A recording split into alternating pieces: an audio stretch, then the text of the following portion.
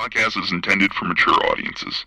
The views and opinions expressed are those of the panelists and do not reflect in any way those of the podcast partners, sponsors, or affiliates. Enjoy.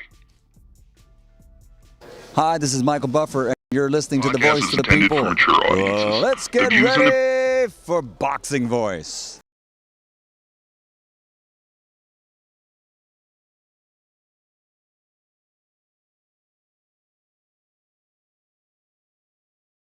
No matter what nobody say, man, spirit, can't nobody fuck with me, man.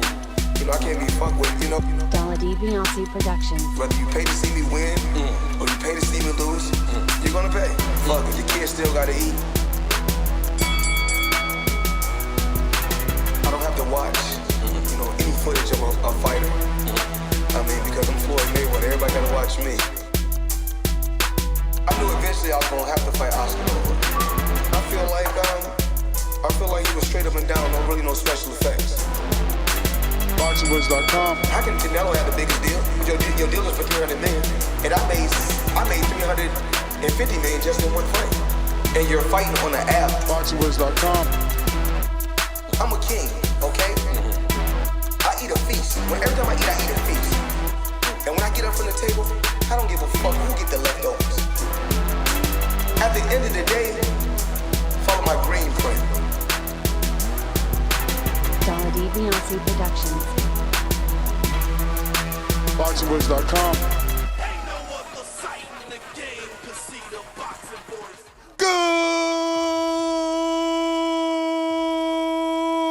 Good morning, TBV. Welcome back, ladies and gentlemen. Welcome back to another edition of the Boxing Voice Radio, the only boxing podcast that is a 7-day-a-week show. Find us on iHeartRadio, Tune in, Stitcher, iTunes, theboxingvoice.com, and right here on youtube.com/The Boxing Voice. Good morning, ladies and gentlemen. Welcome back to another one. It's going down in just 30 minutes. We will have the trainer, father of Jaron Boots Ennis on the show, Derrick Bozy Ennis, former fighter himself and trainer to 3 sons that were all professional fighters. And now the eyes and the attention are on the young Jaron Boots Ennis to see, can he capture a world title for the Ennis clan. So this is what we're here to discuss, man. Boots made a impression on a lot of people last Saturday night when he whitewashed Sergey Lipinets, and ever since then, the hype train has begun. Some in the chat I see very upset. Very upset. Let me see. It looks like our good friend Bo and Bama says, I need to knock out a 140-pounder so I can get my own show 7 days consecutively too. So people not happy Boots getting the shine he's getting, you know, even though it's rightfully so, it's deserving. Had someone done what Ennis done to Sergey Lipinets, then maybe, you know, they would have gotten that attention, you know. So we're just doing what we're supposed to do, you know, giving praise and flowers right now. Soon as he beat Lipinets, many people put him as a top 3 welterweight. And that's what we've been debating ever since. Is he a top 3 welterweight? Just solely based off that performance. And like I said, not everyone happy. Not everyone happy that Jaron Boots Ennis getting those sort of accolades. You got guys in D.C., excuse me, not D.C., but let me say Seattle, Washington. You know, they definitely feel like Boots is getting undeserved praise without doing enough. So, you know, I think that the Lipinets fight was a step in the right direction. I don't see anyone rushing to Boots So the attention that he's getting is, I think it's worth it, right? Because he's not going to get the fights he wants.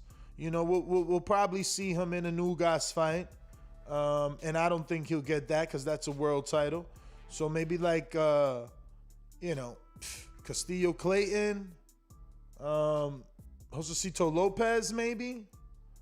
Who else is out there that would take that risk? Who else would take that risk in the welterweight division? So, champions, we have Terrence Crawford, Errol Spence, and Yordani Ugas, all with, bigger fish to fry, right? They all got bigger fish to fry. So, that won't be an issue. But underneath those guys, there's some options there. There's some options. Let's go down each rankings. Number 1 is Sean Porter on the WBO, but he's already said no, right? He's not looking behind him. He solely wants Crawford or Errol Spence in a rematch.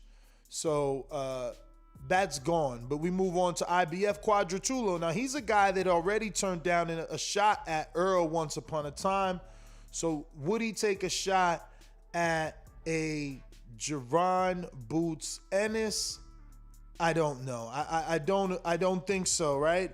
Because he had an opportunity at Crawford, at Errol, which would have been a title or more name recognition at the very least, and he didn't take it. So moving to the WBC is Sean Porter again, and we all know he said no. He's only looking at Crawford and Errol. So then you got Jamal James. Now, Jamal James may take it, right? Because he's like right under Ugas, and he would need to be elevated to get Ugas's position. There's no mandatory for him to fight Ugas, so he's just the regular WBA world champion that needs some clout.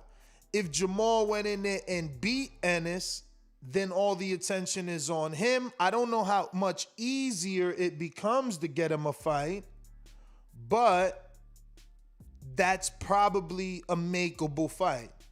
So we go down to number 2s. We've already talked to, Virgil Ortiz and his team, Robert Garcia, and they felt like the time is not now. More money could be made in that fight if they fight maybe 4 years from now. So Virgil being the number 2 in the WBO, that's off the table. So we go to the number 2 in the IBF, and that's Sean Porter.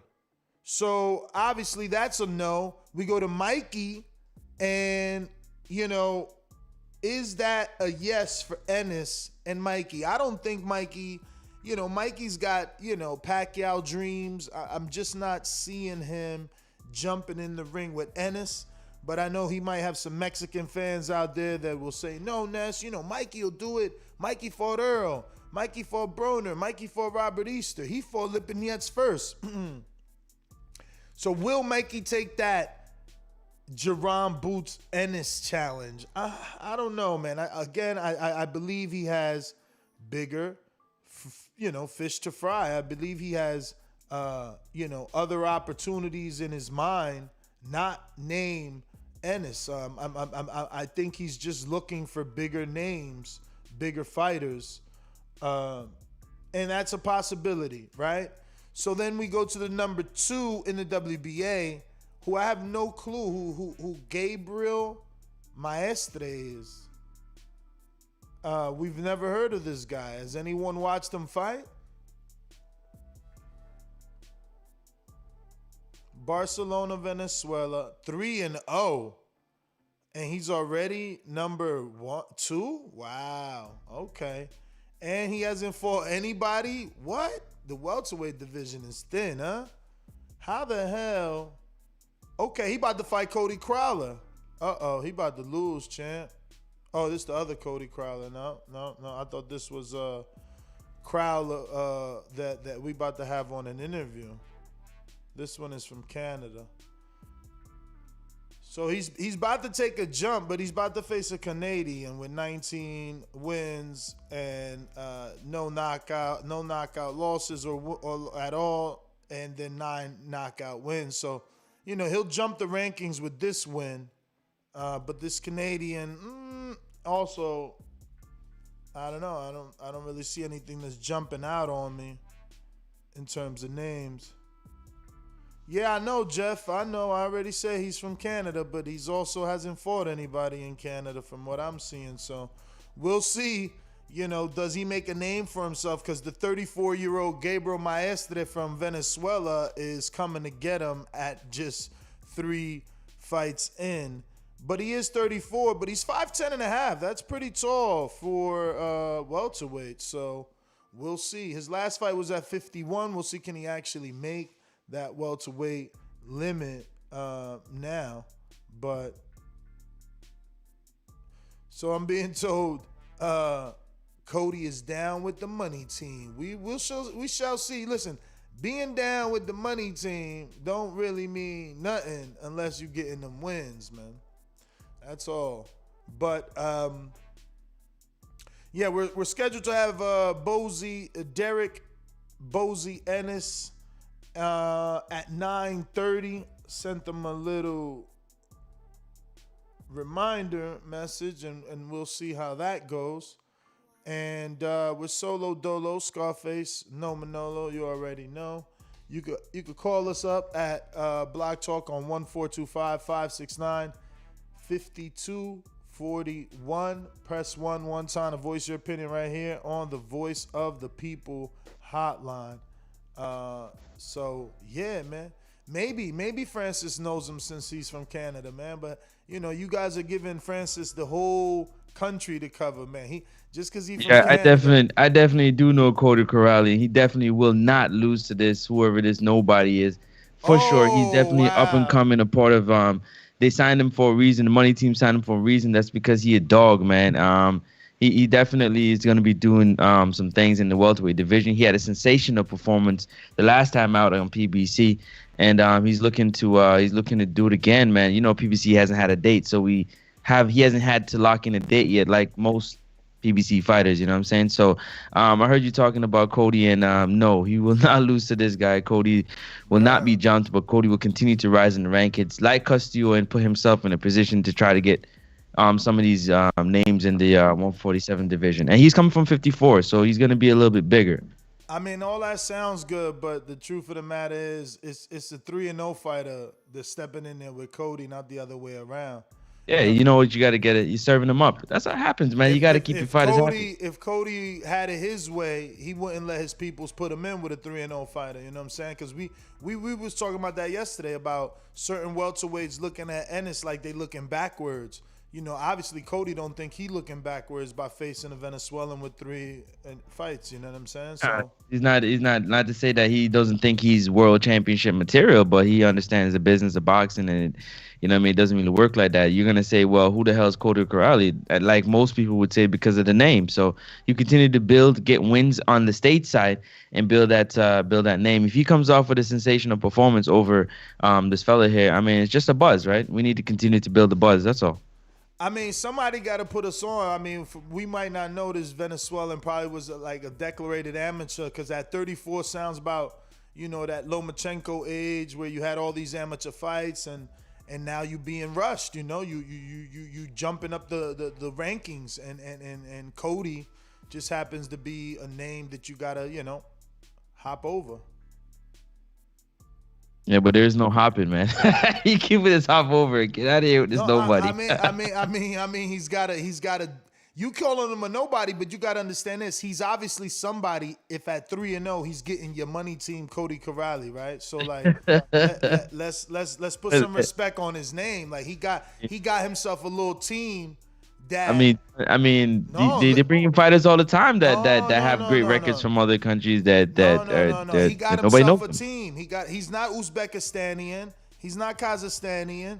He's not European, you know what I'm saying? He got himself a little team. This is a Venezuelan dude. The only Venezuelan in boxing we know with a name is Jorge Linares. This is a Venezuelan dude that with 3 fights in signed to fight your man. So, like, they not serving him up. Someone believes in him.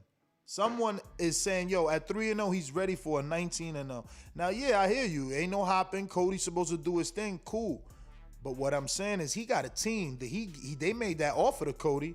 Cody said, yeah, Cody would have put, you know, normally a fighter put his nose in there like, I'm 19-0. I ain't fighting no 3-0 dude.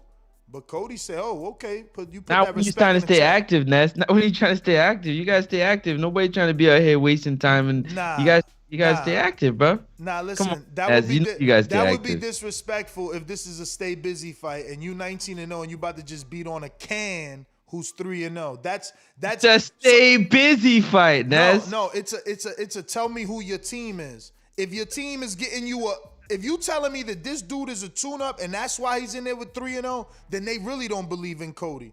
Because why they ain't got him a dude that's like 15 and 4, you know, as a tune-up. But you talking about like they that scared? They got to put him in with a 3-0 dude? Not. Why would you get somebody that's 15-4? Why not get somebody who has an undefeated record? 3-0? Yeah, he's undefeated. He's 3-0, Francis. But he's undefeated. That's he could be 1-0. You terrible. My I swear. dog, he ain't even been in 5 rounders yet. He went terrible. You tripping right now, yo. Did you say to take the Young Boots record early? Take him early. Why not? Why did you change now? Hey, yo, you sleeping on old boy. Yo, he got 3 fights. All 3 were scheduled for 10. All 3 were scheduled for 10, and he boop, bop, boop. The boy got some pop. He getting them all out of there. He got them out in the first, 4th, and the 2nd. They was He all built them up listen, so the performance will look even better. I love it. His team believed in him and put him in his first fight ever. It's called opportunity, brother. It's called opportunity. You don't turn it down. No, his team believes him. His first fight ever, he fought a 10-rounder. Wait till we get Bozy on. I bet you. Call me Mr. Chimney. I want smoke. I bet you he'd be like, yo, that's impressive, you know? He ain't put boots in no 10-rounder. Yeah, that's different. There's levels to this, man. Yeah. And Gabriel Maestre, he didn't feel like his son was at that level. It's okay. Gabriel Maestre is showing you levels. That's what he's doing. Say he coming from Venezuela, ain't got time to wait, bro. He gotta go now. It's today or tomorrow. I'ma see. Let me see if I can see. He got amateur. Oh, this dude been in the World Series about. It's a rat. Cody Crowley fool. Yeah, right. You tell yourself that. Bruh. You might see something special. I know. That's what. Listen, the money team don't make mistakes. You know what I mean? Apart from people trying to say always having tank in regular titles, but they don't make a mistake, man. Oh my God, this dude beat Daniel Yusulinov. Who the flip is that? So now you don't know who Daniel Yusulinov is. Yellow Nusinla. You can't even say the name. From the zone, bro. You tripping right now. Yo, let me see. We got MRJ Boxing. It says, they got to stay active and fight the best. I found Javier Martinez, Troy Isley, Khalil Mosley, Julian Smith, and Justice, what's the last name there? Justice Palmieri. Mostly before I had 20 bouts. Oh, I fought, not I found. I fought. I had 20 bouts. It makes you better. Gotta fight the best. So you fought Troy Isley. Look at my boy, MRJ. Oh, he about to tell. Oh my God, he said he A-side status, bruh. He's trying to say he's A-side status. What he's trying to say. I mean, Corey ain't got those names on his resume, man. Resume. Those are hypothetical. Let me see the tape. I want to see the tape, man. What?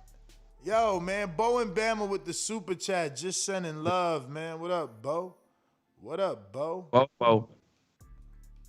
So we got about 6 minutes for Bozy. Still no message back.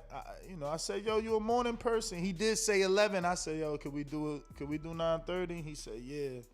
So hopefully he's up, man. Hopefully he gets up. You know, us. Yo, did you see him sparring?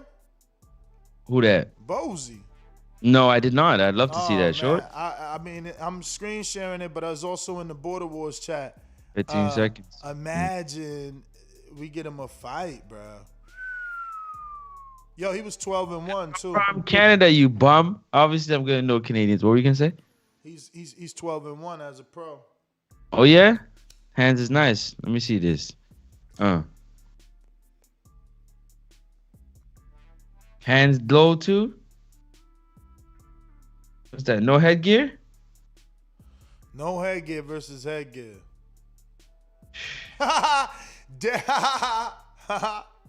Shout out to Derrick. I see you. I see you, Derrick.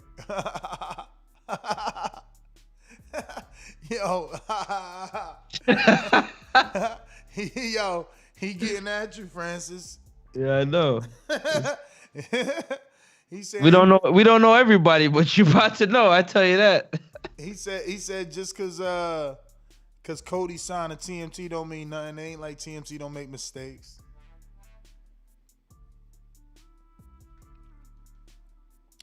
Yes, sir. So we up early Saturday morning to get with Bozy Ennis, the father trainer of Jaron Boots Ennis.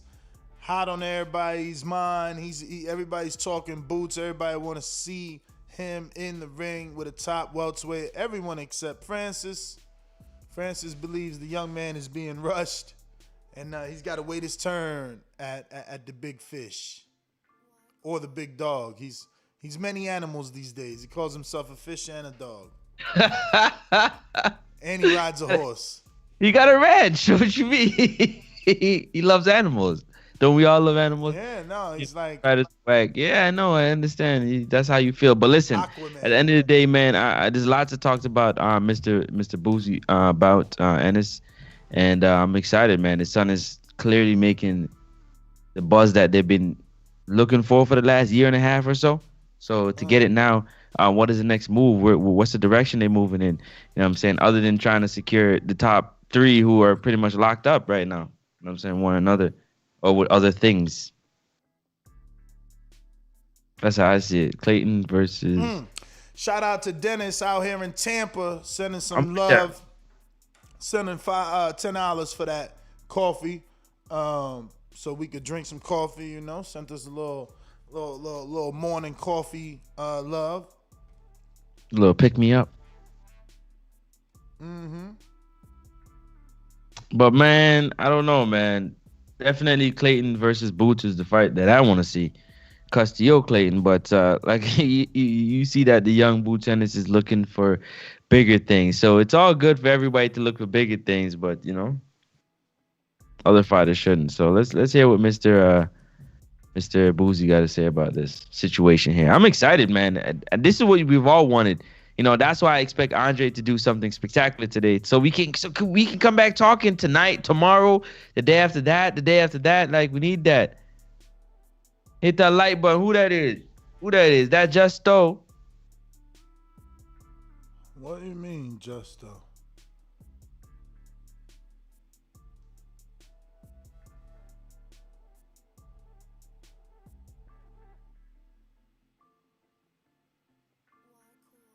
So let me try to hit up Bozy Ennis. Don't leave me with no deadhead, champ. I got you. Anything particular that you... Hey, listen, while we at it, man, perfect timing, man. You already know Saturday is usually when we do our Border Wars show. And we're looking to have a Border Wars show. We got a lot of things to talk about. There's the War Report. Big up to the North Side, Francis. You already know, man. Shout out to you. There's a... Yes, sir. I already knew it was you, my man. I already knew. Shout out to Justo. But shout out to everybody out there right now that's supporting us right now. Border Wars 11, Watertown, Wisconsin, June 12th, man. 400 to 500 people in attendance. If you can be there, man. Bozy starts Francis. Snowball, get out of here. Also, don't forget to also click the app, man, the BP Network. Download it. You know what I'm saying? In the App Store. It's going to be live streamed there. It's going to be at the bar. You don't want to miss it, man. This show is going to be amazing. You got Corey Frank versus Marcus Robert Johnson for the main event. Then we got the co-main event, Smoke 'em Out Jay taking on Sean Mission Impossible Jones. That one's about to be fireworks. And then the lot. We got our very own Mara Mongi on the card. Yeah. All right. It looks like we got Bozy Ennis on the line. Bozy, how are you? Thank you for joining us. All right. So obviously, man, we're very excited for what's next with your son, Jaron Boots Ennis, after a spectacular performance versus Sergey Lipinets. What would you rate that performance Saturday night? Well, I think that performance was what I expected, of him. Because I taught my son how to fight inside and outside. See, the main thing with them, they thought he was going to dance around and all that stuff. And I told him to box for the first round, and then we're going to beat him at his own game. We're going to fight him inside. See, a lot of them guys that normally go forward all the time, when you back them up, they can't fight backing up. And then if you stay in there with them like that and then take whatever they have and give it back to them, they can't take it. And that was the game plan. You know what I mean? So, and I think it was spectacular. So, Mr. Ennis, I mean, the $1 million question is, do you believe Boots is ready for Crawford and Errol next, or do you want him to get a few fights before those fights actually happen? Well, realistic, them fights ain't gonna happen next anyway. Because most of them say it's high risk, low reward. Mm-hmm. They want to get the big fights. You understand, like Pacquiao or them two fighting each other, which I don't know what's gonna happen with that though. But they not taking a chance. You heard what Sean Porter said about my son. I'm not fighting that young kid. He can box. He's strong. He can punch. You know what I mean? So I think he want to fight the guys just below them, and then they're gonna have to fight him. You know what I mean? They're gonna have to fight him then once he knocks them guys off. How you doing, Mr. Ennis? Oh, sorry. Go ahead. I was just gonna say, who do you have in mind? Like, who do you think is below, Sean Porter? Because Danny Garcia also already said he'll never fight a Philadelphia fighter, so he's off the list. Well, Danny never sparred my son. We tried to get sparring with Danny. He never sparred my son. No, but no, we ought to fight Ugas. We'll fight Ugas going to fight Spence anyway. Anybody, Jamal James, all them guys underneath them. You know what I mean? We try to get Figueroa. We try to get whatever his name is, the one who may fight Red Catch. Ivan Red Catch. Yeah, we try to get him. We Ramos, Figueroa, all them guys. You know what I mean? I guess the next tier, what you call it. Second tier. Do you think Regis Prograis would take the fight if he beats Ivan Redkach? Can you guys make that fight, or you think that fight wouldn't be able to be made? I don't know. I really couldn't tell you about that, but that'd be a good fight too. You know what I mean? But we want the main characters. Get somebody that got something. Regis Prograis ain't don't have no belt. What about how you doing, Mr. Ennis? This is Francis from Canada. What about a name like a Castillo Clayton from Canada, or maybe a Josecito Lopez? Man, we'll fight any of them guys, man. Any of them guys. You know what I mean? If we got to fight them guys to make it to the title, we'll fight any of them guys. I mean, you heard my son talking. He don't have no picks. He'll fight any of them. I love that. Now I gotta ask you a question. When you hear Errol Spence echo that pups don't have no time talking to a big dog, how do you respond to that? Oh no, I mean that's what he's supposed to say. You know what I mean? That's all in boxing, man. He's supposed to say that because my son is a young gun coming up, and matter of fact, Spence was the same way, like my son when he was coming up. Yeah. So that's nothing different. You know what I mean? All them young boys coming up, and when they coming up, they want to fight the best. There wasn't nothing wrong with Spence saying that. You know what I mean? That's what you're supposed to say. A lot of people are up in arms about it, and they're going all, all over the place. I mean, your son said the same thing. Well, that's what you're supposed to say, you know what I'm saying? Because I am really building my career right now. Okay. But everybody is like, oh, he's ducking him, he's this, is that. I just want to know if you feel the same way. I don't think Spence is duck. Man, listen. No fighter is scared of another fighter. I always tell these guys that. You know what I mean? It's business, man. It's business, man. If he fight Boots, and then he'll miss fighting this other guy that he can make more money with. You know what I mean? And he's taking a chance with Boots. You know, high risk, low reward. That's what they say. People say they ducking. Now they ain't ducking this business, man. It's all about the money now. Most of those guys, Ennis, when they get older, it's about the money. Can I ask you a question? You seem like you have an amazing boxing knowledge. And I want to know, when Keith Thurman was the unified welterweight champion, Errol Spence was asking for an opportunity to fight, right? And for whatever reason, it never happened. Now, when Errol being the unified champion, Keith Thurman asking for the opportunity, he says, "I'm not giving you an opportunity because you didn't give me one." How do you feel about that? And do you think that's the right way to go, or is boxing needs to change? I think it needs to change, but I think Spence is right though, because he wouldn't give Spence a chance. You know what I mean? But I wouldn't do that though. You know what I mean? You know, I'll take all the big guns and fight them. You know what I mean? One at a time. You know. You know, but this, you know, a lot of things change. The boxing not like what was back in the day. You know what I mean? And a lot of guys pick who they want to fight, and they get away with it. So, Mr. Ennis, obviously, Jaron's been on record stating that he thinks he's smarter than Terrence and Errol. But obviously after Saturday, some people are saying like, wow, he did great, but he gets hit. If he gets hit that much versus a Errol Spence or a Crawford, you know, things can be different. Do you believe he got touched a little too much, or do you just fall in the notion that a fight is a fight? No, listen. When you watch the fight, my son took away a lot of the power. He rolls with the shots. He got hit with if you look at it, he got hit with a good shot. But it was, and then you got to look at it with 6 rounds. How many times he got hit out of 6 rounds? That's what you got to look at. You know what I mean? And he took a good shot. And that's what a lot of people wanted to see. He didn't have to fight like that inside. You know what I mean? But I told him to fight inside. You know what I mean? To show him that what you got. We can fight inside and outside. We took his game plan away from him. Because he was an inside fighter. He comes at you. And we stood our ground and show him that what we can do. My son got all kinds of dimensions, man. There's not just 1 or 2 dimensions. Y'all just saw a little bit of what he can do. You know what I mean? He kind of echoed the same thing, and for a lot of these, these upper welterweights, they feel like, I mean, he hasn't done enough in his career. I guess you would say Lipinets is that next name on his career, so he has to do a little bit more.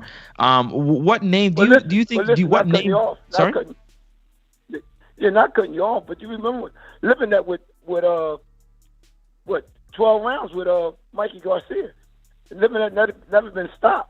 And Lipinets can fight, man. You know, they gotta stop doing that though, because see, every time my son fights somebody, it's a step-up fight, and then they come through with flying colors. So they're never going to be satisfied, man. They can say what they want to say. You know, we just gonna keep on moving. You know. Mr. Ennis, are you guys going to look to try to redo that Van Heerden fight, since there aren't that many welterweight opponents stepping up to fight your son, and he was willing, or did he not want the rematch? Well, at first, I guess, this is what he said after he said he's not fighting my son again. Oh. And now I'll be hearing that he want to fight him. This was before the Lipinets fight though. But I don't know if he still want to fight him now. But I'm just saying, he said, "Oh yeah, I'll fight Ennis now, and I'll be in better shape." You know, they always got excuses. You know what I mean? If you're not in shape, don't take fights. I mean, you're not in top shape, don't take a fight. Make sure you're in tremendous shape when you fight, and don't use that for no excuse.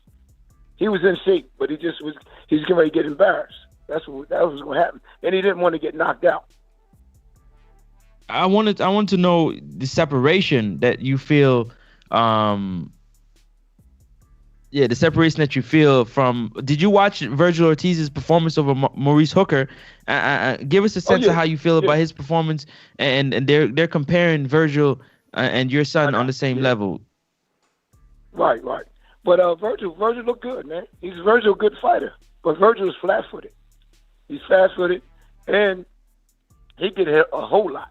But you don't hear nobody saying nothing about how many times. You look how many times Maurice hit him. Look at his face. If you look at my son's face and look at his face, my son didn't have a scratch on him. Not a scratch on him, man. And I think Wichicom was a better fighter than Maurice Hooker. You know what I mean? I think Maurice could have did better if he kept on boxing, but Maurice is doing pretty good too. If you got to look at it, though, but I think he hurt his arm or something. You know what I mean? But comparing him with my son, he's not athletic as my son is. My son can box and he can fight inside. You know what I mean? So like I said, he do all kinds of things. Y'all didn't see nothing yet. You know what I mean? The better the competition, the better my son fights. So, Bozy, I wanted to ask your thoughts on Robert Garcia. We just had him and Virgil Ortiz on the show in the last 72 hours. And when we asked Robert Garcia, who also advises Virgil, along with the manager Rick Merrigan, about a possible fight between your son, Jaron Boots Ennis, and obviously Virgil Ortiz, Robert said that fight needs 4 years. Is that, and I know you said fighters don't duck, but is that obvious ducking or is that true? Do you believe no. Yeah, go ahead. I was just going to say, do you believe that, 4 years from now, that fight would be a super fight and it would be worth it to wait 48 months? No, I don't think it should take 4 years, though. Okay.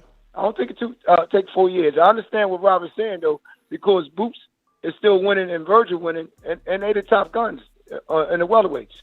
And, they trying to make it marinate, what you call it, marinate, you know what I mean? Because it's going to be a nice big pay-per-view fight. I believe in that, you know what I mean? But I don't think it's 4 years, though.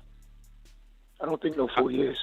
Mr. Ennis, I wanted to piggyback off of a statement that you made about Virgil getting hit, and he himself said that it looked like he was getting hit based on the fact that he had the high guard and he was getting glove burns taking the shots on the gloves. So it wasn't necessarily him getting hit. Did you see the fight? Did you see the fight? I absolutely did. Well, when you look at the fight, you see them shots he got hit with. He got hit with them shots, man. He got hit with them shots. Maybe a little bit of glove burn did happen, though, but he got hit with some good shots, man. I thought so too. So to hear him say that, I was surprised, but But now, if him and my son fight, it'll be a different fight. Cause what I'm gonna tell my son, see these guys that fight like them, Virgil and Lemonette and all them guys always try to be the bully. It's almost like Spence, keep going forward. But when you back them guys up, a lot of them guys don't know what to do when you back them up, or if you stay in there with them in a pocket. You know what I mean? It's a different situation. And that's what happened to Lemonette. He thought we was going to just box it, move, box it. Yeah, we did a little bit. And I said, that's why you heard me holler out. If you listen on TV, we fight inside too. And you see what my son did. Went inside, started ripping them body shots and rolling the shoulder. Watch that fight again. He got hit with a good shot, a couple good shots. But that wasn't that many. I mean, out of 6 rounds, you got to look at how many times he got hit. Mr. You know what I mean? And he took the power. And he took the power away.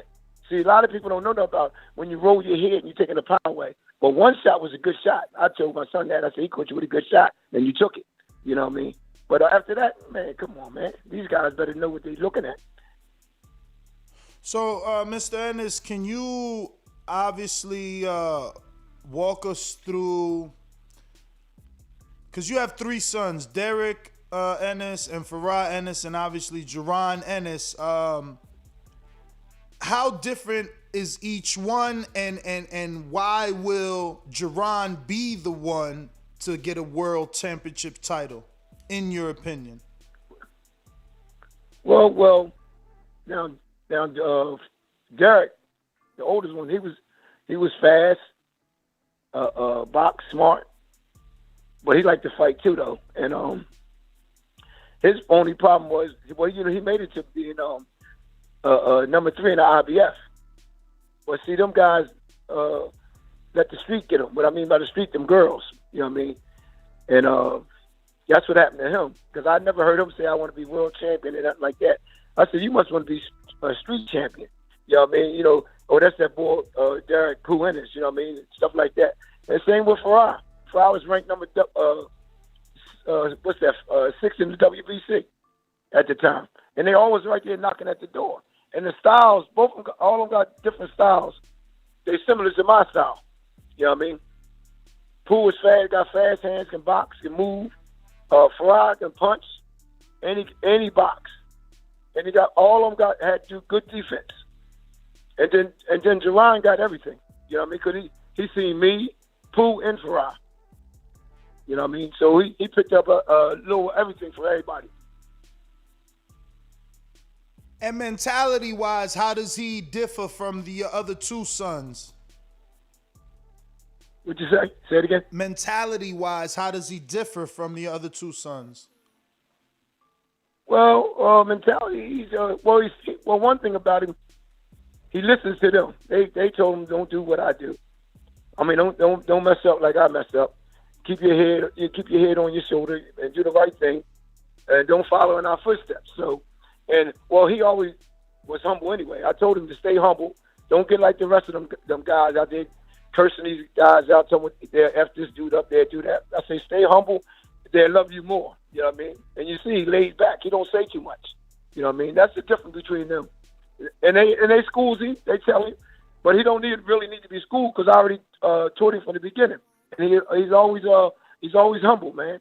And he got a good head on his shoulder. Ain't too much I can tell him. And another thing about him, he listens. Everything I tell him to do, he listens.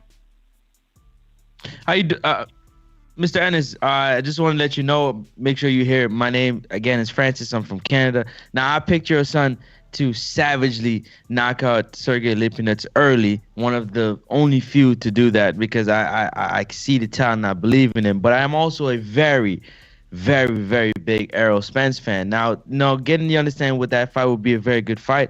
I personally feel right now it's too early, but what do I know? I'm not a pro fighter, amateur fighter. I love boxing. I study and I talk it. So you know what I mean. My opinion is where it is. I just feel like the jab and the experience of Errol, given faced life and death, getting a second chance at life. It's a man thing. You understand? Boots is 23. He got time to grow, and that's just how I feel. Yeah. Yeah, I agree with you on that. Yeah, you know what I mean? He is a man, though, but, my son also a young man that's coming up, you know what I mean? Just like Errol was coming. You got to remember. Errol was almost in the same position he was in. Yes, sir. You know? But, I mean, Errol moved up, and he moved up the same way my son was moving up. But, you know what I mean? I don't mind fighting. You know, I don't mind waiting and fighting guys, you know what I mean, underneath Errol. I mean, like Errol said, he might fight my son down the line. If not, he's going to move up anyway. He said he's moving up to 154.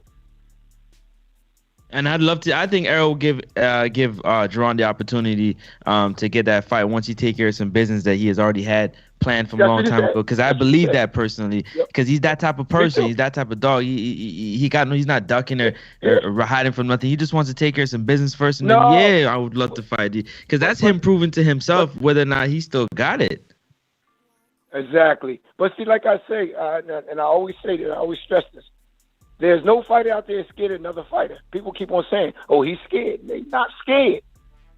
They're not scared, man. If you get in that ring, I don't care who you are, you're not scared of no another fighter, man. Once you get in there, that's it. And they've been doing that all their lives, man. You know? Oh, he's scared. I said, nah, man, them guys ain't scared. It's business, man. Ain't nothing personal. It's a business move. And I think sometimes they make the right moves. You know what I mean? Everybody tell me, oh, yeah, he should fight him. How you know who he should fight? If he fight my son, he ain't going to get this much money. But he fight this guy, he can ready fight, he getting more money. You know? Like I said, high risk, low reward. They taking a chance. That's why they said. They know they taking a chance. You know what I mean? It can go either way. Mr. Ennis, legally, if Terrence Crawford sent your son an offer, could he accept it? Yeah, he can accept it. Oh, wow. Oh, yeah. He sent an offer. We'll accept it in a minute. And you think if he sent an offer, your son would be ready, or you would just take it because it's a title shot and you don't turn down title shots? My son be ready, man. My son will be ready. My son will be ready. You know, just because of the title shot. We want to fight the best, man. You know what I mean? Hey, If you had it your way, which champion would you face first? My way. Your way. I'm talking like my son. Either one of them don't make no difference. So to you, it's not, based off, it's not, oh, this style suits my son better, so we would go that way first? No. See, we adapt to different styles, man. That's how we, matter of fact, that's how I taught him. We adapt to different styles. You know what I mean? It doesn't make a difference. My co-host. Only one fight, only one I will fight last, who want to fight last, is Sean Porter. But he said he would never fight with my son. He said he'd never fight my son anyway.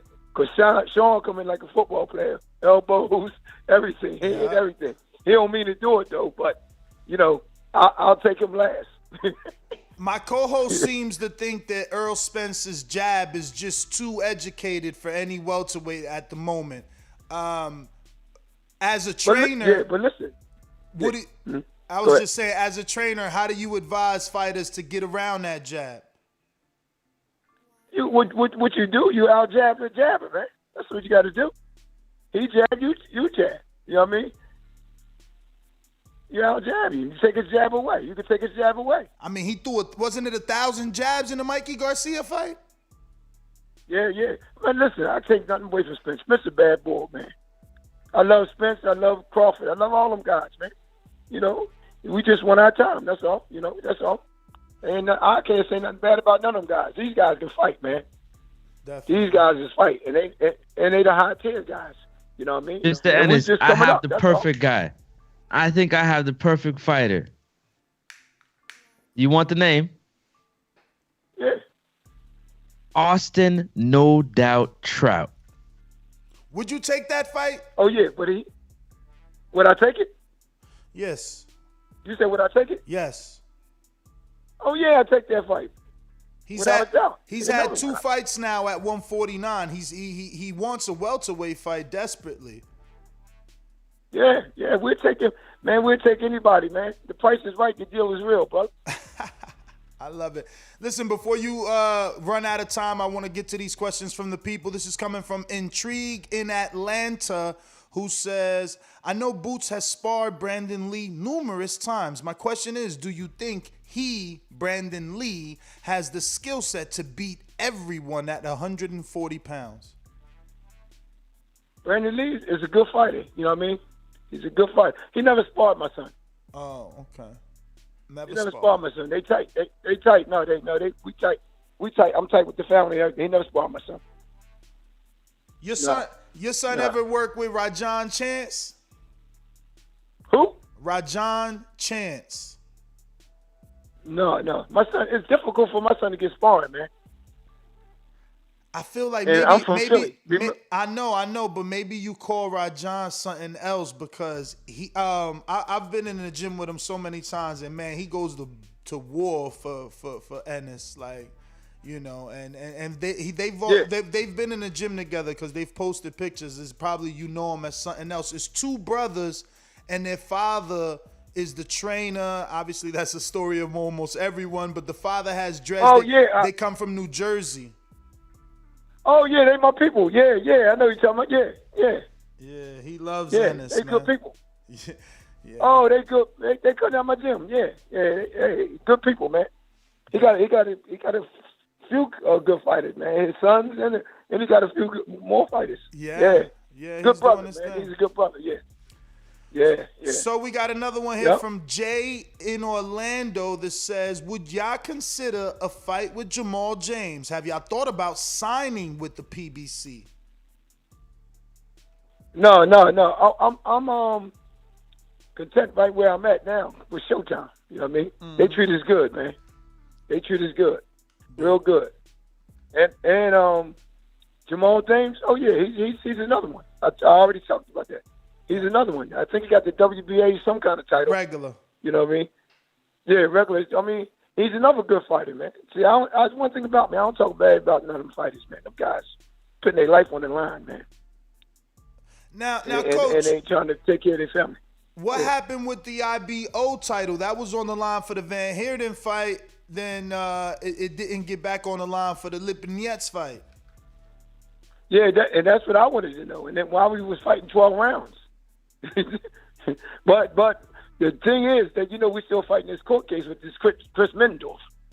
That's why. I guess we had to one. But they stated, like in the contract, the WBA, the WBC, and the IBF is the titles they was talking about, but they didn't want to take no chances just in case he was trying to get extension, even though we never signed a contract with him.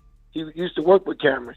Yeah. And Cameron couldn't make it certain places because he got that cancer and he couldn't make it. So he used to send Chris. So Chris tried to act like he was the promoter.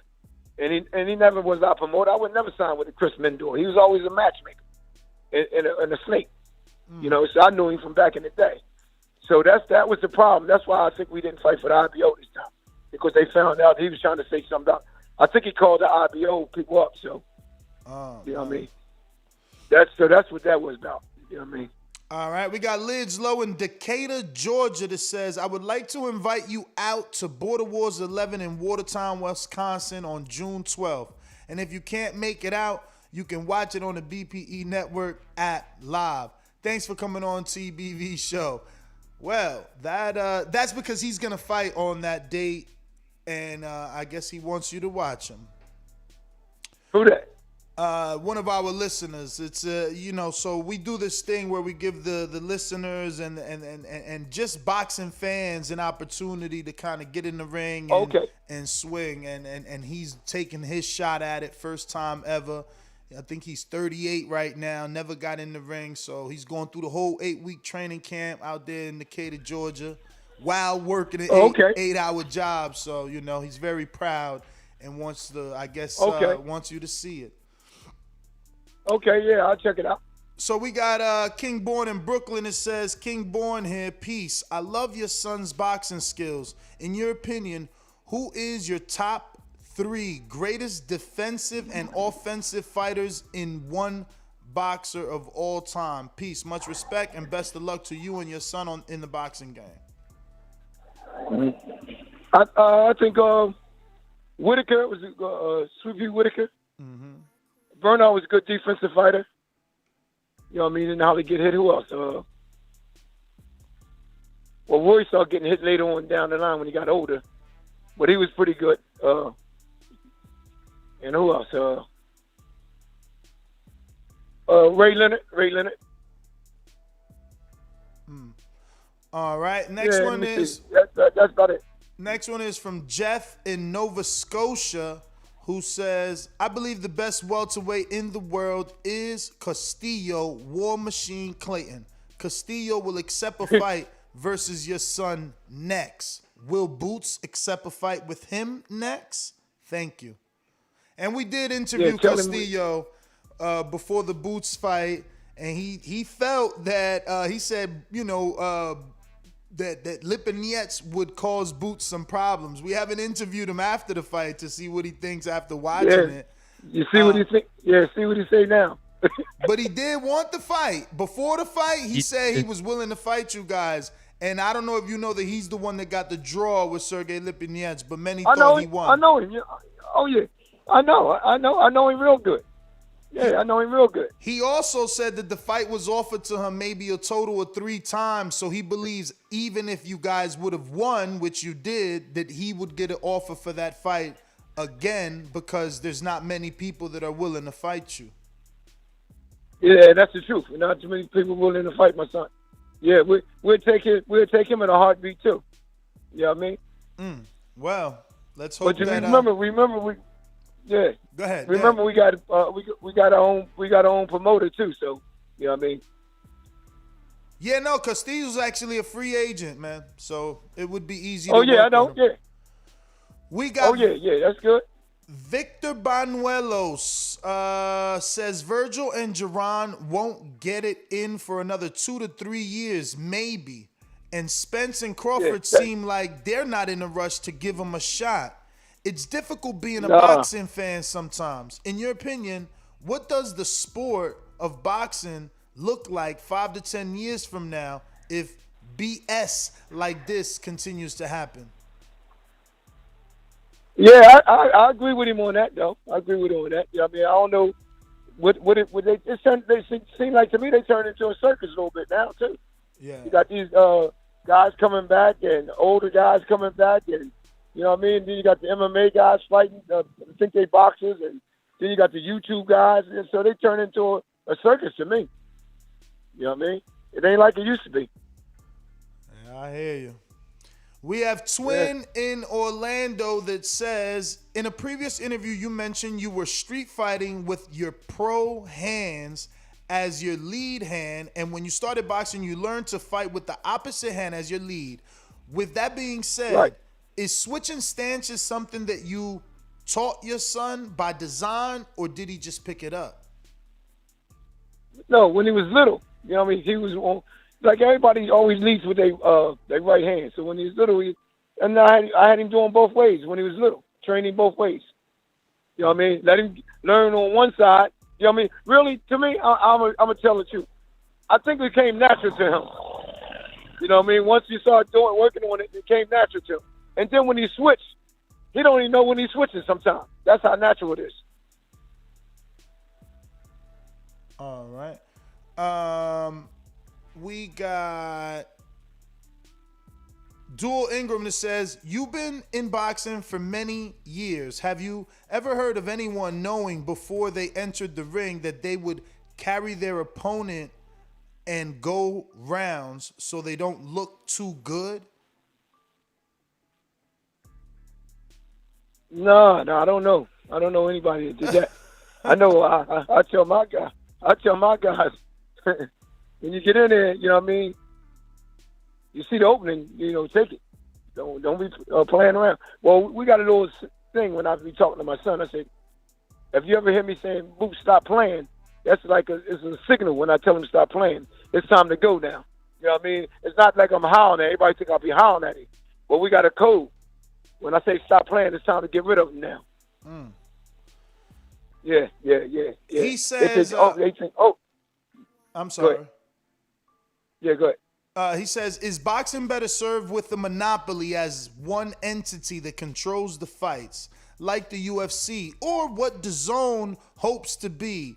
Is boxing better with several different promotional companies? That's something I really don't know. You know what I mean? I don't like too many different promotional companies. So, all right. You know what I mean? I think it should be only a couple, and that's it. Mm-hmm. You know what I mean? Because all I know back in the day was Top Rank, Bob Aaron, and Don King. All the rest of them guys was like under them. Yeah. Them was the main guys back then. You know what I mean? That's where it should be now. But you got so many different promotional companies now, you don't know what. That's another thing. Then you got all these different belts now, when there used to be only one belt. It was a couple of belts back then. Look at all these belts now. You know what I mean? That's what I mean by they messing up the game up. Last one, James Benitez says, no question. Just gonna say, I think Boots is strong enough and talented enough to stop Spence. Spence lied, in my opinion, and was scared of Mikey's power and damn near lost to Porter, fighting Porter's fight. Long, short of it, ready to see y'all rep the welterweight division properly. Well, Mr. Ennis, thank you so much for your time. Let me ask one quick question real quick. Mr. Ennis, you got time for 2 more questions? Yeah, 2 more, because now I gotta finish cutting this grass, brother. Awesome. 2 more questions. What you was a martial artist and a pro fighter, correct? I wasn't a martial artist. Well, I used to train in Shotokan back in the day, but it wasn't nothing, you know, real serious. Though a couple of my guys was black belts in 2nd degree, and I used to play around with them. And but boxing was always my first. I was boxing then too. So yeah, I got to that with my couple of my friends. Yeah.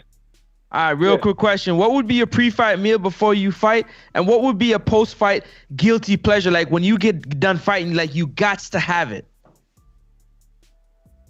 I got to have it. Would you say it again? I ain't understand that.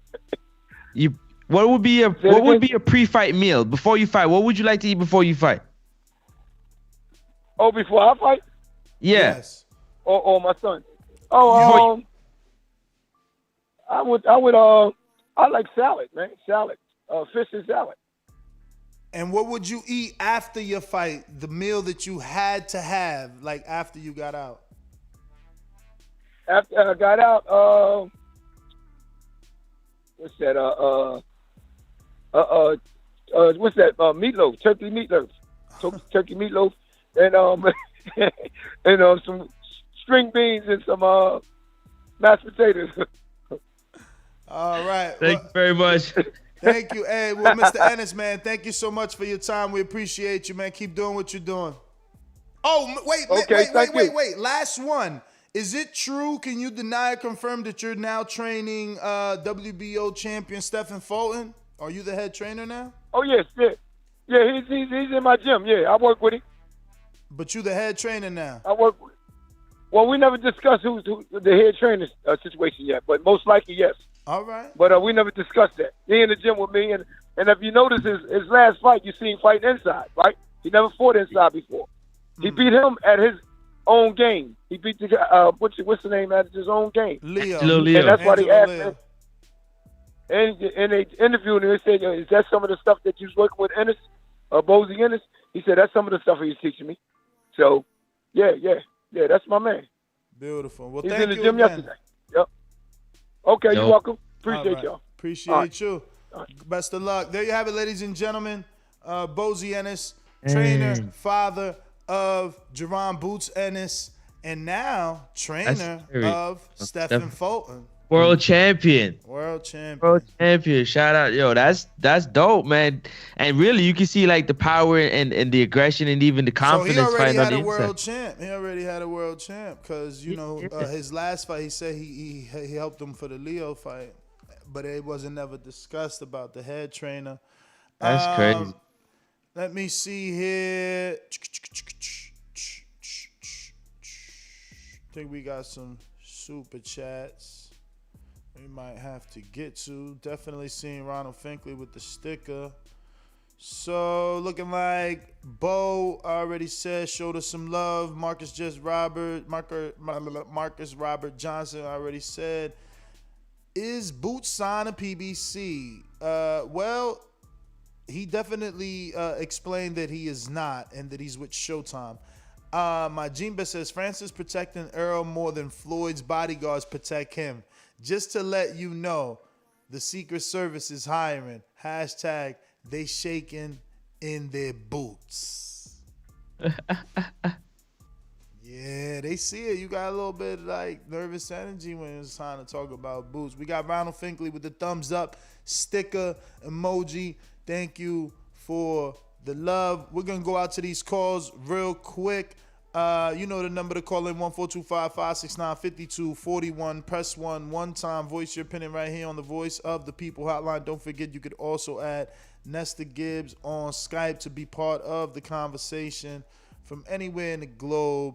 Unless you just want to call from your cell phone. And like I said, use that number I just spit out.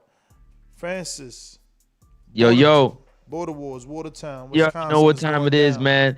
Like I said, I just said it earlier, and I'm going to say it again. Border Wars 11, June the 12th, Watertown, Wisconsin. Be in the building, man. We got 400 to 500 people capacity. Where it's going to be at the bar, man. Shout out to George and Adrian Rowan. You know what I'm saying? Also, if you can't be in attendance, which is crazy, all you got to do is just download the BP network, you know what I'm saying? Click the live stream because they're going to be live streaming it. And you get to see all the people that you hear talk crap, you know what I'm saying, hear about boxes and whatnot. Get in the ring and swing. Shout out to Lidslow, you know what I'm saying, from Decatur, Georgia, who coined that phrase. And he going to be, you know what I'm saying, in the ring himself going against Twin from Orlando, you know what I'm saying, who just fought Jordan Baker in Border Wars 10 in Florida. So you don't want to miss this one. It's going to be fireworks. The main event, you know what I'm saying, Watertown, Wisconsin's very own Marcus Robert Johnson taking on our very own Corey Frank, Mr. Pound for Pound himself. You're not going to want to miss it. Shout out to you. Do your thing. 3-on-3 basketball tournament. The date's coming soon. I promise you. Lace up them sneakers. Sometime in August, we're going to get busy and see who is nice on the court. Yo, Ness, I just passed it to you. Remember to rate us 5 stars on iTunes. Subscribe to youtube.com/theboxingvoice for the latest and greatest interviews with your favorite fighters. Going out to Rye in Baltimore. Talk to me. Yo, Ness, what's up, fam? Great. What's up, Francis? Great interview with Mr. Ennis. He was spitting straight facts.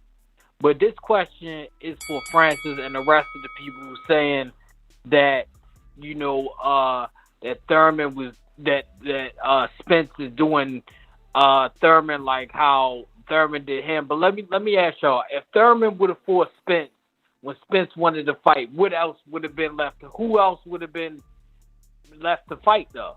You know what I mean? Who else would have? Crawford didn't even move up when Spence was trying to fight Thurman. So my question is just: if they would have fought, then what would have been? It'd have been Thurman and Spence every year. That's all. Everybody would have been looking forward to that. Like, it would have been no other fight to make if they would have fought.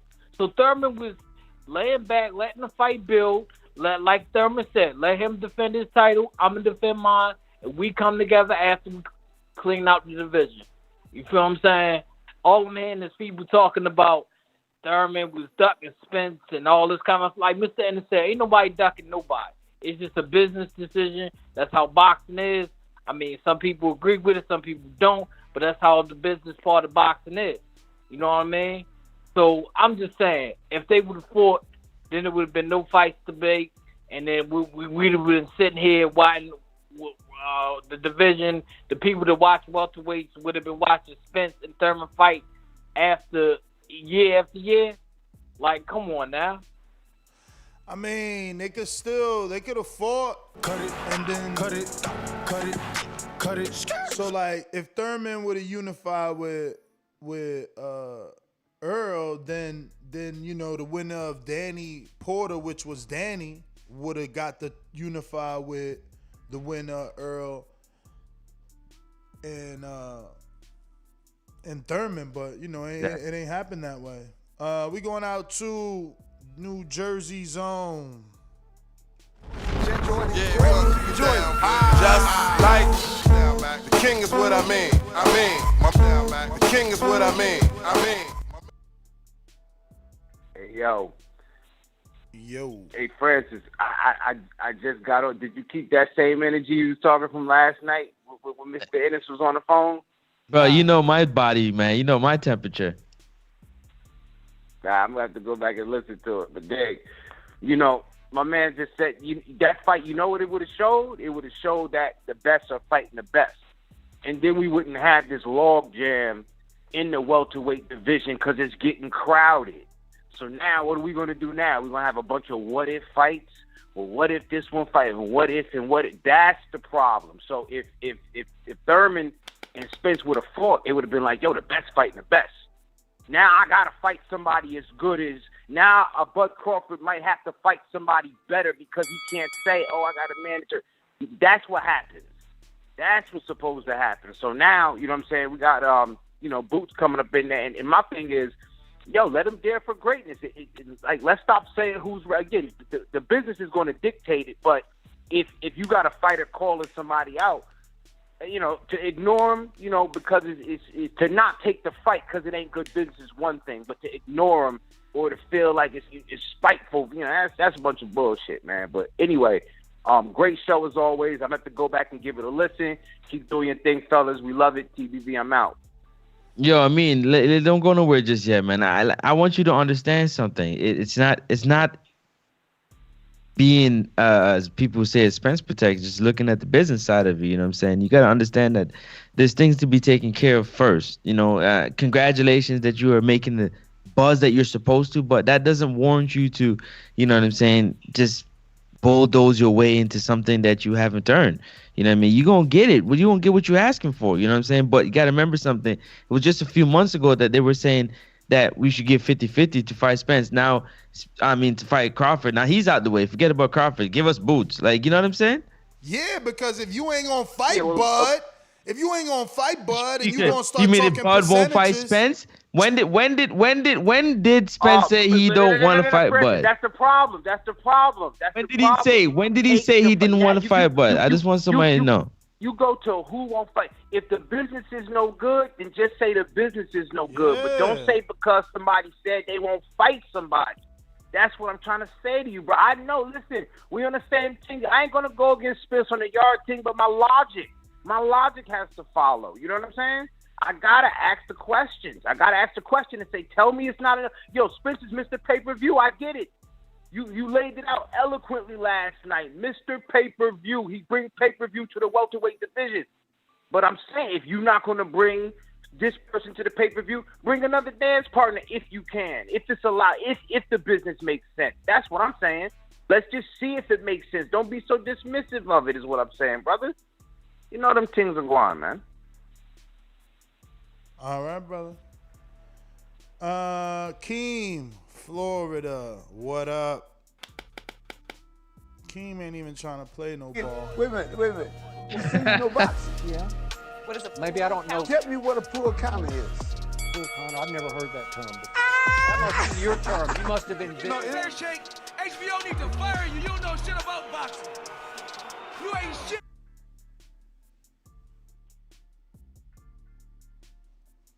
Keem at the basketball game, trying to duck. Brew in the 504, what up? Yeah, what's up, fellas? Good morning. What's up? Buenos dias. What's happening? What's happening? It was good hearing Mr. Ennis call in. I like him. I think he and his son has a good head on his shoulders, and he'll go far in the division.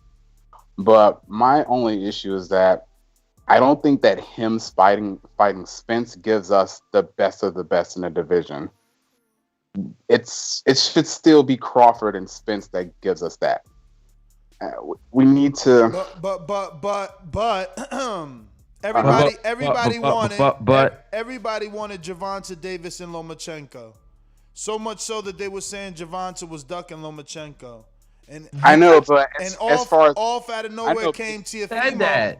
Off out of nowhere came Teofimo. I know, but hold on. And beat Lomachenko and showed you that wasn't the super fight. So Stop capping. So like if Jaron beats Errol and shows you like Errol don't belong in the super fight. As far as where we stand right now at 147, the best of the best is Crawford and Spence.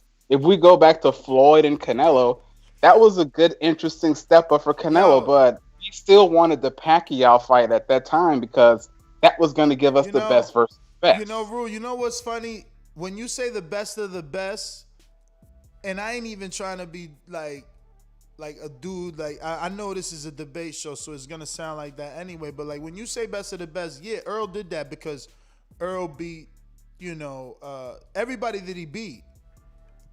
Crawford hasn't shown that. He hasn't shown to be the best of the best. He's shown to be the best of his side of the street. So you're saying that if those two guys fight, we don't get an unequivocal answer? I'm just saying, absolutely not. Because guess what? I still want to see what he does with Porter. What did you just hear Bozy say? We gonna leave Porter for last because of his style. Why? Because that is a difficult style. Not everybody could go through it. Just because Porter got them losses don't mean everybody can beat him. Berto didn't. Danny didn't. Thurman just got by. You have to agree to disagree as usual. Crawford ain't going nowhere near him. Take that Sean Porter test, man. Take that Sean Porter test.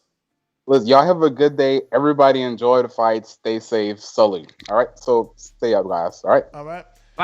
Big up yourself. Cash App from Hawk in Maryland who says TBV, numero uno. Yo, actually, we're going to go straight to who's up? X. It looks like that's Corey. Is that Corey Frank, though? Corey Frank from Beaumont, Texas? Let me see. Nah, that's Corey in North Carolina. Corey, North Carolina. What up? What up, fellas? What's going on? Just wanted to say, great interview. I'm glad that the father clarified that Spence did say he would fight Boots. I wanted to call in and say that last night, but I got kind of tied up. But yeah, I look forward to the future, man. I think it's gonna be some good action going on. Ness, the YouTube, when I try to log on my phone, it won't let me change my my version of it to desktop, and that way I can't like super chat and stuff. I don't know if that's something that you can like try to get If you worked got out the on app, your end. if you got the app, you got the YouTube app? Nah, I just go straight online with it. Oh, what kind of? You don't got a. Yeah, I got the iPhone. Yeah, so just download the YouTube app, and they got a super chat button on the on the video. Yeah, it's free too. The YouTube app free, man. Okay. And you No can click doubt, that no doubt. notification Y'all doing bell the when live you're there. chat? Yeah, man, we gonna do some live fight chats Okay. tonight for sure. Today, you know, I want to do the Liam fight. I think that's at All 3. right. At 3, yeah. All right. All right, man. I'll be rocking with y'all. All right. Good show. Thank you, brother. Corey, North Carolina. Thanks for calling in. We're going out to Hawk, Maryland. What it do? Yo, what's up, fellas? What up? What's up? What's up? Oh, ain't too much. What's up? What's up? Well, I was just calling to say what's up to y'all fellas on this early morning. And I also wanted to know that Eddie Hearn give us our weekly update, our weekly vitamin, our weekly it's going to happen next week deal. Yeah, you know. Anything this week on the fight that's supposed to be happening? They both agreed to it, yeah. Yeah, they agreed. They agreed. Oh, they agreed to it this week. Joshua Okay. sent out a It's like tweet. every week we get an update. I just want to know what this week's update is. Joshua he said he sent Fury an offer he can't refuse. That's the newest update. That's what Joshua said. That's the newest update. Okay. Oh, and that interview with Boots' father, man, a great interview, man. Great interview. He seems really motivated, man. He got a lot of confidence in his son, and Boots had given him every reason to be fully confident, bro. That boy is a beast. But I still stand with Spence a beast, and I don't know. I know that fight ain't gonna happen right now. So, but two great fighters, and great show, fellas. Just checking in. All right. Yo, here we go. So listen, man, we got some super chats I want to get to real quick. While we on the button, where do we leave off at? Let me go. My Jimbe, who says when Francis become Earl's manager with the 3 laughing out loud emojis. Yeah. And then we got Trey Miller that says public service announcement: Francis is quitting TBV to become Earl pocket manager. Francis, I think my Jimbe got another one looking for you too. Francis is Errol's stable boy with the horse emoji. Y'all tripping. Y'all know the truth is just the truth, man. We stay talking boxing, and right now Errol Spence is definitely on top of the division right now, and he's making a big splash in sports, man. But yeah, public service announcement definitely coming soon about the fight date. And you know what? It's going to be another record because it's going to be on pay-per-view. Yeah, that boy going to cash out one more time. That's why y'all coming to the throne and asking for a fight. Y'all asking for a fight. You know, you go to Canelo, you ask him for a fight. You go to Manny Pacquiao and you ask him for a fight. You go to Floyd and you ask him for a fight. You go to Errol Spence and you ask him for a fight. That's what you do. And that's nicely too, because you might get a good payday. Big up yourself. Don't feel so nice. You understand? Yo, man. But listen, I want y'all to know we got the 3-city tour that's coming up. Dallas is gonna be the first stop. That's gonna be in September, probably middle of September sometime. We're waiting on picking a date, maybe the 3rd week, but sometime in September. If you know anybody that, you know what I'm saying, got the venue or got a nice venue that we can have our live show and have you guys be a part of it.